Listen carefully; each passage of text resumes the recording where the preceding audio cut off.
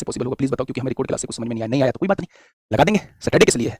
अभी आप आराम से थोड़ा सा शांति बना के रखिए, स्टैटिक्स की भी आपकी क्लास लाऊंगा, रात तो अपनी है ना, रात तो किसी को नहीं दी। बताइए क्वेश्चन ने क्या कहा है, क्वेश्चन ने कहा है कि पी क्यू को 2, 5, 10 रुपए के सिक्कों का उपयोग करके 150 रुपए का भुगतान करता है, 2 रुपए के सिक्कों का उपयोग करता है, 5 रुपए के सिक्कों का उपयोग करता है और 10 रुपए के सिक्कों का उपयोग करता है, और टोटल इसे कितने रुपए का भुगतान करना है, तो आपने कहा इसे 150 रुपए का भुगतान करना है। आगे बढ़िएगा। वह कुल 50 सिक्कों का उपयोग करता है, टोटल इसके पास जो है वो 50 सिक्के हैं, 50 सिक्कों को मिलाकर उसे 150 रुपए बनाने हैं। वाजिबा, बड़ा शानदार काम है। यदि उपयोग किए गए 2 और 5 के सिक्कों का अनुपात 5-2 दिया हुआ है, उपयोग किए गए 2 और 5 के सिक्कों का अनुपात 5-2 आप लोगों को दिया हुआ है, तो भुगतान में 10 के कितने उपयोग किए गए सिक्के हैं।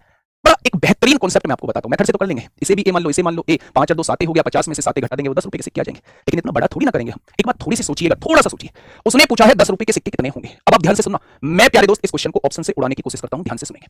मैंने कहा मेरे भाई 10 रुपए के 2 सिक्के हैं, टोटल सिक्के कितने थे, 50 थे। अगर 2 सिक्के 10 रुपए के हो गए हैं तो क्या ये 48 सिक्के जो है वो 2 और 5 के हो जाएंगे। आपने कहा जी बिल्कुल हो जाएंगे। क्या 48 जो है वो 7 से कटता है, नहीं कटता। इसका मतलब सिक्कों की संख्या 2 नहीं हो सकती।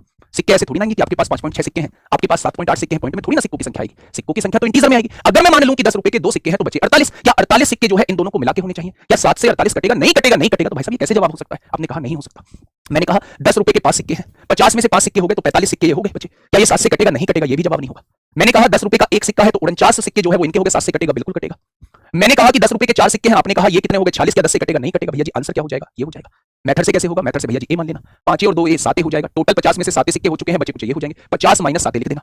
रुपए की गुणा सिक्कों में करोगे टोटल रुपीस, रुपए की संख्या सिक्कों में करोगे टोटल रुपीस, रुपए की संख्या सिक्कों में करोगे टोटल रुपीस। तीनों रुपयों को जोड़ के 150 के बराबर लिख देना, वहां से एक ही वैल्यू आ जाएगी, वहां से एक ही वैल्यू आ जाएगी मेरे भाई। तो क्वेश्चन थोड़ा सा लेंदी होगा, बात समझ पा रहे तो मेरे भाई यहां से इस क्वेश्चन का निपटारा जो है हम लोग ऐसे कर देंगे। क्या बातें क्लियर हुई। तो आपने कहा जी बातें बहुत बढ़िया।